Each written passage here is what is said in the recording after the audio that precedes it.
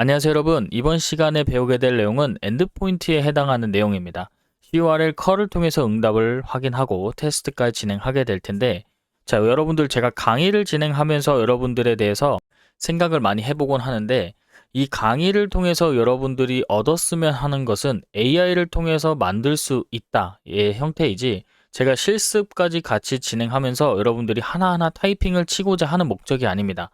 그래서 여러분들이 강의를 통해서 AI를 통해 실습을 진행하고 그 다음에 개념적인 부분만 익혀서 잘 시킬 수 있는 사람이 되는 하나의 프롬프트 엔지니어링에 가까운 형태가 되는 겁니다.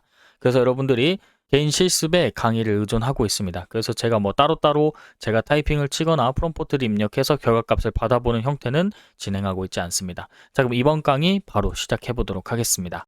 12강에 이어서 지난 시간에 한 것을 정리하고 진행해 보도록 하겠습니다. 자, 지난 시간에는 익스프레스 서버 구성과 그 다음에 server.js에 해당하는 JS 파일을 구성했고요. 그 다음 CORS 설정하고 그 다음에 로컬호스트 3000번으로 응답 확인까지 진행했습니다. 그래서 오늘 할 것은 엔드포인트 3개에 대한 실습 코드를 실제로 작성하고 데이터 임시 저장, 메모리 구현까지 하고 그 다음에 CURL로 직접 테스트까지 진행을 보내보도록 하겠습니다.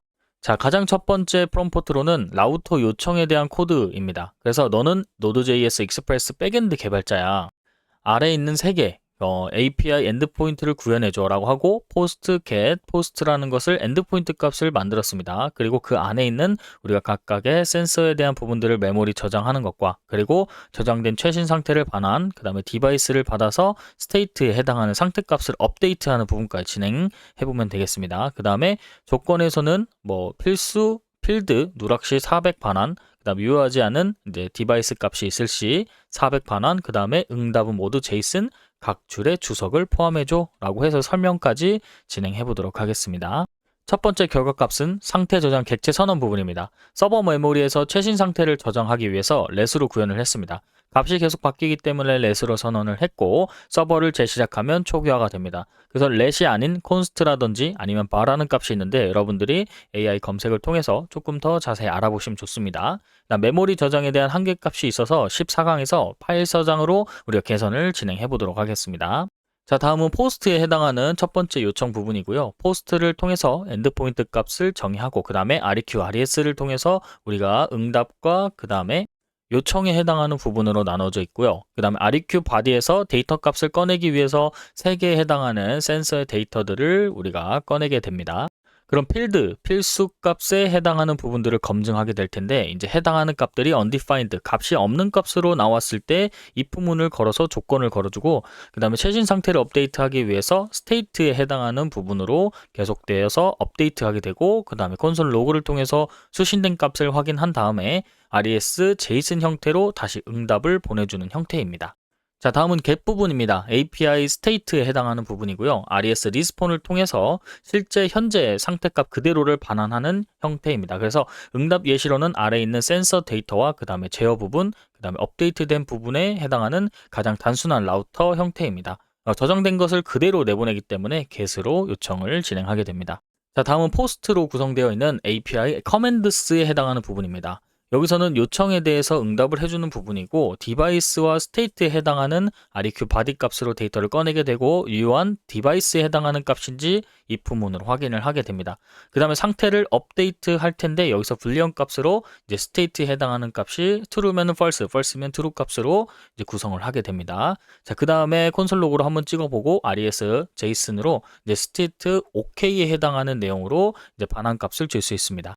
자, 그 다음에 불리언 스테이트에 해당하는 값은 문자열이 true 값이 올 수도 있어서 반환을 하기 위해서 이제 불리언 값으로 묶어놨다는 걸 잊지 마시고 넘어가 보도록 하겠습니다.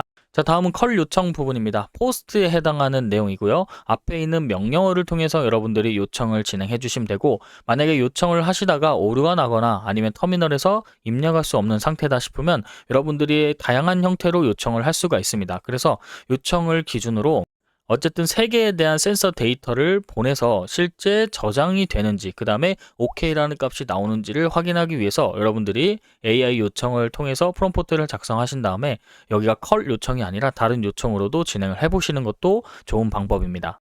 그래서 윈도우즈에 있는 파워쉘에서는 따옴표 처리가 다를 수 있기 때문에 여러분들이 문제가 생기면 포스트맨이라든지 아니면 인썸니아를 통해서 API 엔드포인트 요청을 진행해 주셔도 됩니다. 자, 이 부분을 모를 때는 AI 프롬프트를 입력하셔서 진행을 해주시면 되겠습니다.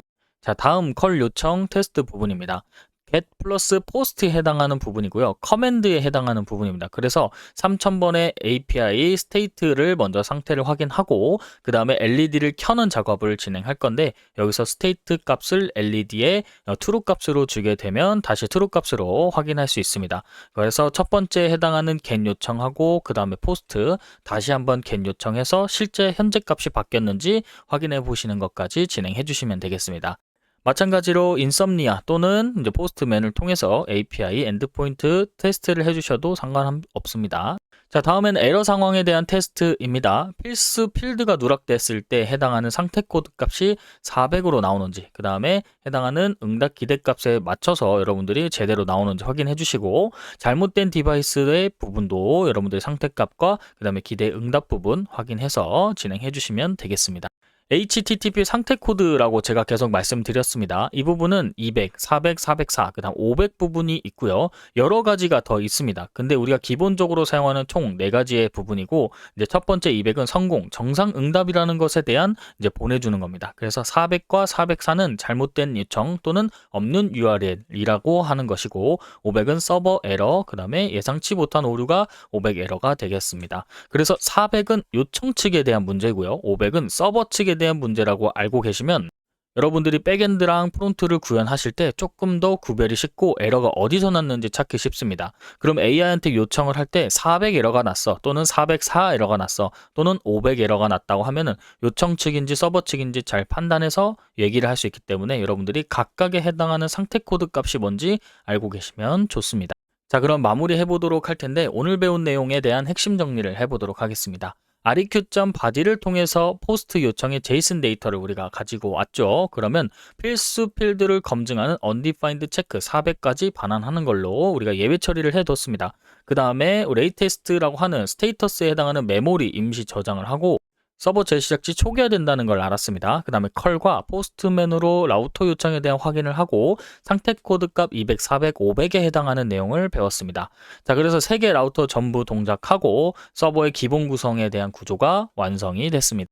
자, 다음 시간에는 데이터 저장을 파일, 그 다음에 메모리로 이제 진행을 해보도록 하고 배열로 이력을 유지하고 제이슨 파일 저장하고 get 이력 조회로 라우터 추가해 보도록 하겠습니다. 자, 이번 시간은 여기서 마무리하도록 하겠습니다. 감사합니다.